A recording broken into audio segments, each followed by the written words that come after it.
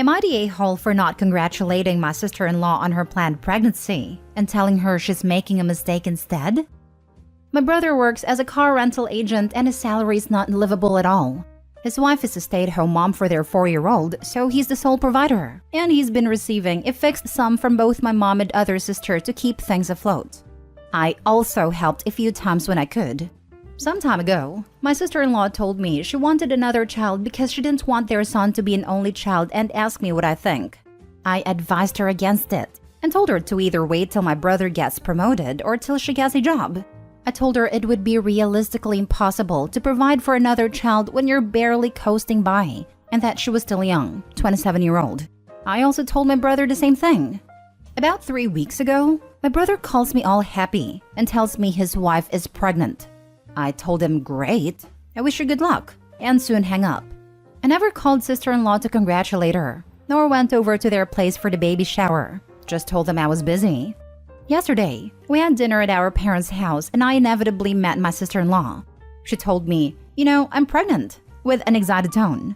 I told her, yeah, I know. That's great. I wish her good luck.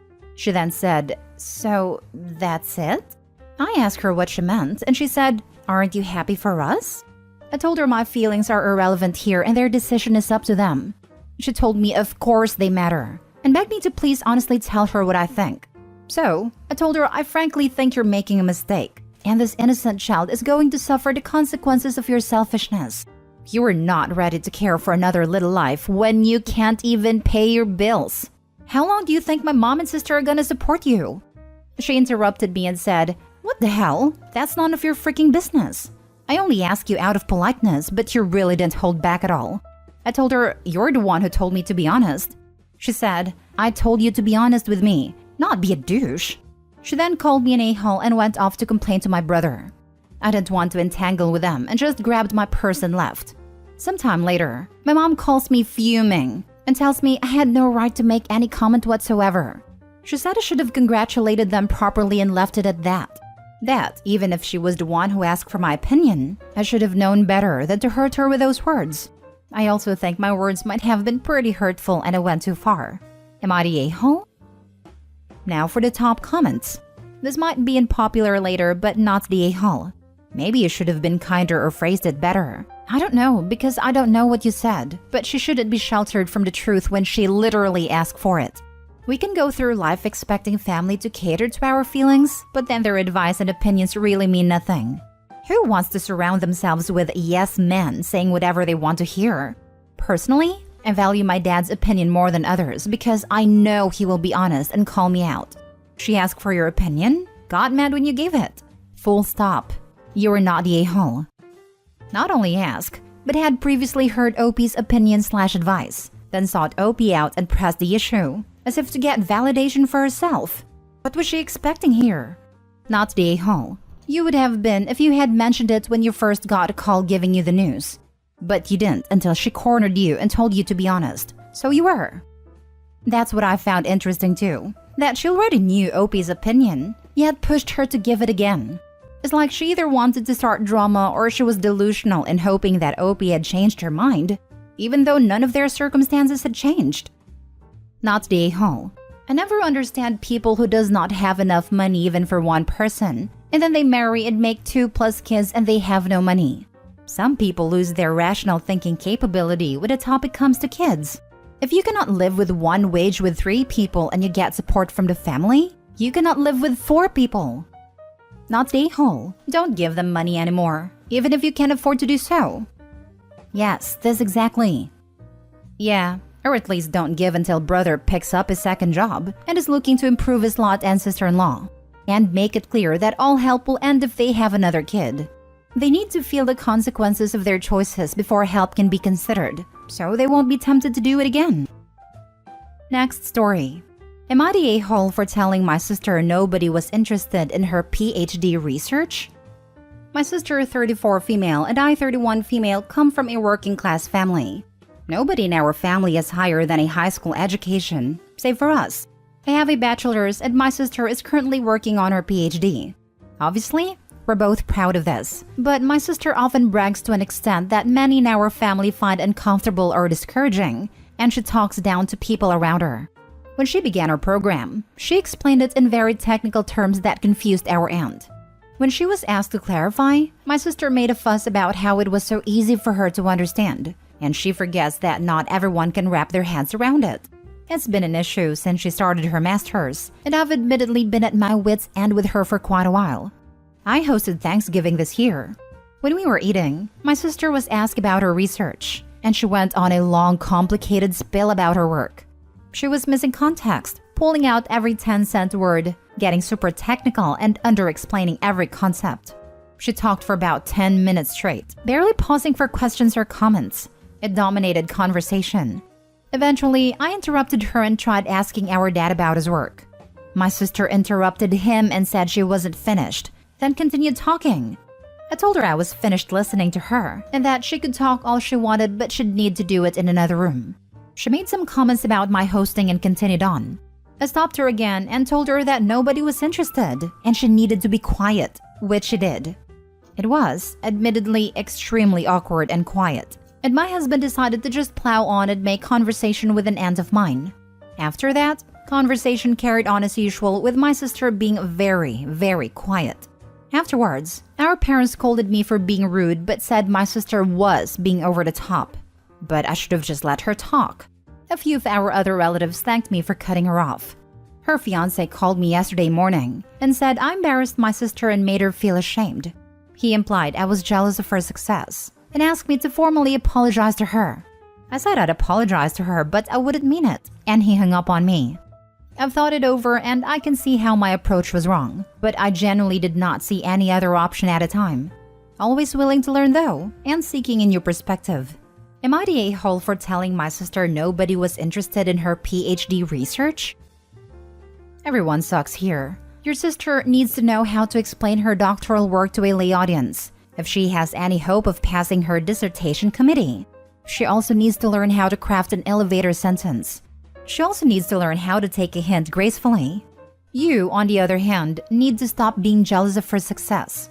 Conscious of it or not, jealousy and resentment oozes out of this entire post. Regardless of how long she droned on and how rude it was for her to stop you from talking with your dad, the general core of this post isn't really centered on that, but your overall worldview on her academic career. Also, I hope the sister continued to brag about her PhD research, so other girls know that they can also get a PhD.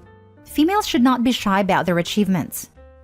My problem is that she has never been this supportive of my achievements. She tells me constantly we aren't on the same level, and assures me it's okay, but makes backhanded remarks about my intelligence and level of education. I think it's great she's getting a PhD and I'm glad she's proud of it, but that pride doesn't need to be at everyone else's expense in my opinion. Then you need to correct her.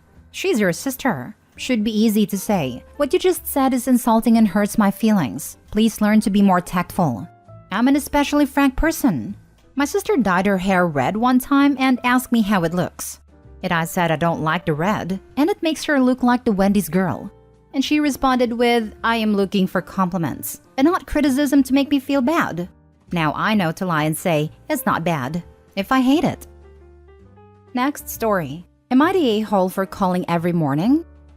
My son is a 20-month-old toddler. My wife is a stay-at-home mom. I work 6 days a week and I'm usually gone for 12 hours a day.